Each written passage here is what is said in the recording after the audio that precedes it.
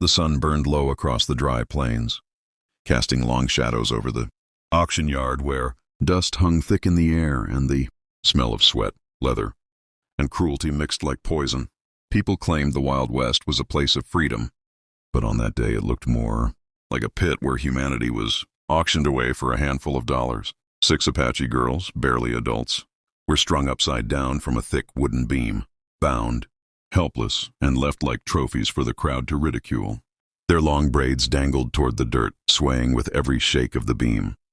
Some spectators laughed, some jeered, and others simply watched with cold, dead eyes as if this was just another show to fill their empty afternoons.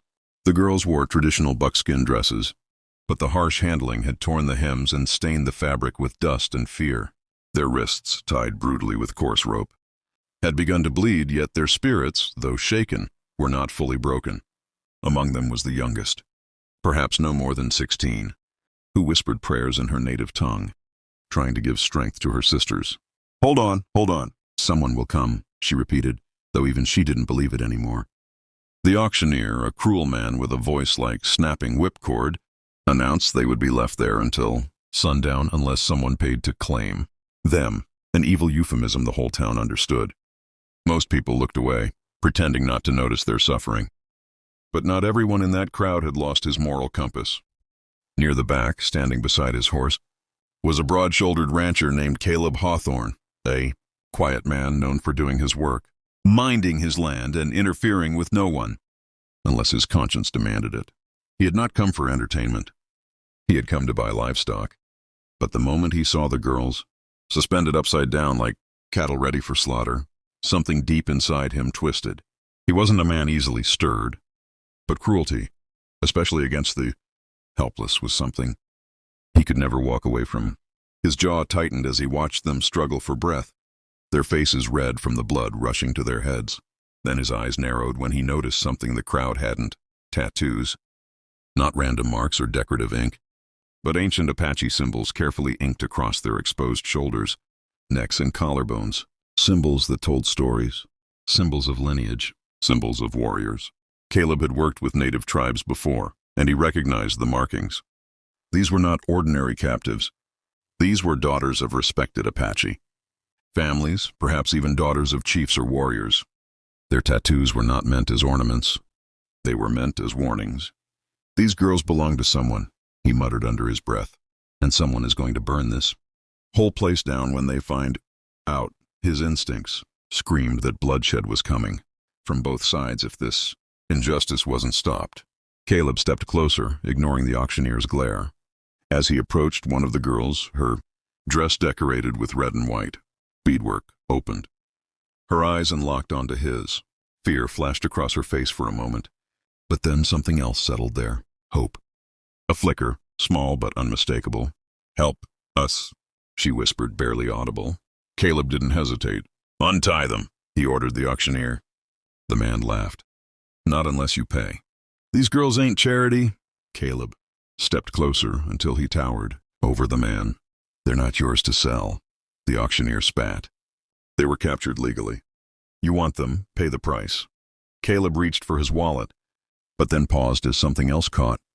His eye on the fringe of the crowd stood 3 rough-looking men, the kind whose eyes gleamed with greed. They whispered among themselves, looking at the girls as wolves look at cornered prey. That's when Caleb realized money wasn't the real currency here. Power was. These men wanted the girls for something far darker than labor, and if he walked away, he would be their last chance to live.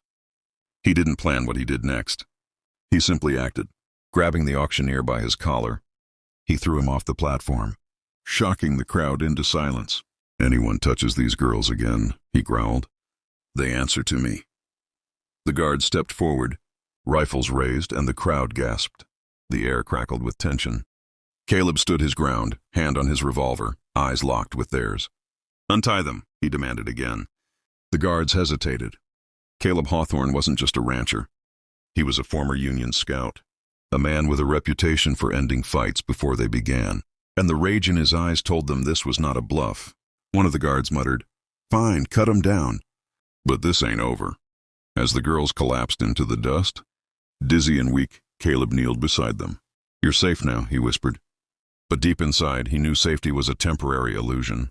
Because those tattoos meant a storm was coming, and he had just placed himself right in its center. If the viewers are enjoying this intense Wild West rescue story, remind them to subscribe to the channel, because Chapter 2 brings even more danger, mystery, and unexpected twists. Caleb Hawthorne had always believed that once you stepped into a storm, you had two choices: keep walking or be swallowed whole. By the time he got the 6 Apache girls onto his wagon and away from the auction yard, he already knew he had crossed a line he could never step back from.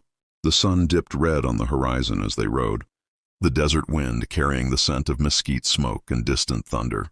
The girls lay weak and trembling, their bodies still recovering from being hung upside down for so long, but their spirits flickered back to life with every passing mile. One of them, the girl with red and white beadwork, who earlier whispered for help, finally spoke more clearly. "My name is Sonny," she said softly, her voice hoarse. "We were taken from our village at dawn. They killed our brothers, our fathers." Her breath trembled as she spoke, and the other girls lowered their eyes. Caleb's fists tightened on the reins. "I'm sorry," he murmured. But Sonny shook her head. "You saved us, but saving us puts you in danger," Caleb answered with a grim half-smile. "Danger finds me either way.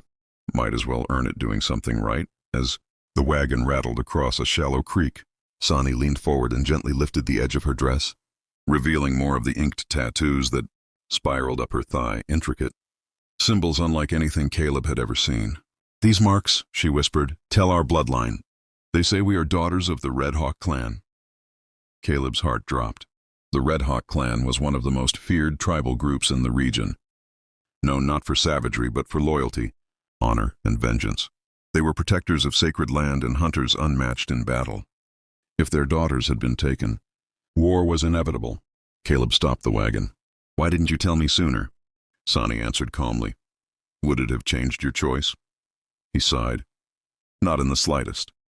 She nodded as if she already knew he would say that. But before Caleb could ask more, the sound of pounding hooves echoed across the open plains.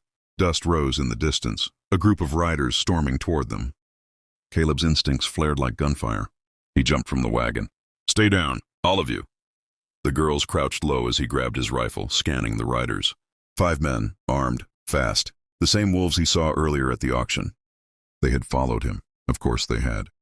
Their leader, a scar-faced outlaw named Briggs Maddox, called out, "Hawthorne! You got something that belongs to us." Caleb shouted back, "They don't belong to anyone." Briggs grinned. "That's where you're wrong." Without warning, the outlaws opened fire, bullets slicing through the air and kicking up dirt around the wagon. Caleb returned fire, his shots clean and precise, forcing the riders to scatter. "We must run," one of the girls cried. But Sonny shook her head. "If he falls, we all fall." She grabbed the hand of the youngest girl, whispering courage into her trembling heart. Briggs fired again, hitting Caleb's hat clean off his head. "We ain't leaving without those girls," he shouted. Caleb ducked behind a boulder, reloading with lightning speed. The girls watched with wide eyes as he stood tall, firing again and again, pushing the outlaws farther back. But Briggs was relentless. He signaled his men forward. The riders charged and then suddenly froze. Because out of the shadows of the rocky ridge came a war cry so fierce it split the air like thunder. Apache warriors emerged, silent as ghosts, deadly as rattlesnakes. In seconds, the outlaws were surrounded. Briggs turned pale. "It's them." "The Red Hawks," he stammered. The warriors approached, painted for battle, their weapons glinting in the fading light. At the front was a towering elder with white braids and a hardened jaw. His eyes burned with rage, but also relief as he saw the girls. "Daughters," he breathed. The girls leaped from the wagon and ran into his arms, tears streaming down their faces. Caleb stepped back respectfully, lowering his weapon. The elder turned to him. "You saved what is sacred to us." Caleb shook his head. "I just did what was right." The elder studied him for a long moment, then placed a weathered hand on Caleb's shoulder. "Few men of your world understand right." Behind them, the warriors seized Briggs and his men, binding them like the animals they had behaved as. Justice would be swift, Apache justice, not the weak justice of the frontier towns. As the sky darkened, the elder invited Caleb to their encampment. The girls insisted he come. "You risked your life," Sonny said. "You are part of this story now." At the camp, Caleb was welcomed with gratitude, food, and honor. A fire crackled in the center, sparks rising like spirits into the night sky. The elder lifted Caleb's hand for all to see and declared, "This man walks with courage. He is a friend to the Red Hawk people." The girls, now safe and surrounded by their families, watched Caleb with warm eyes filled with respect. Sonny stepped forward. "You gave us life again. We will never forget you, Caleb Hawthorne." Caleb tipped his hat, humbled. "Just promise me you won't let the world break your spirit." She smiled gently. "Our spirits bend, but they do not break." As dawn approached, Caleb mounted his horse. The elder offered him a final blessing. "Ride with honor, Caleb Hawthorne. The wind remembers men like you." Caleb rode away, the rising sun painting gold across the mountains behind him, knowing he had not just saved 6 Apache girls. He had prevented a war, restored a family, and earned a bond deeper than blood. And for anyone hearing this tale, make sure to subscribe to the channel for more powerful, emotional, and dramatic Wild West stories, because legends like this are only the beginning.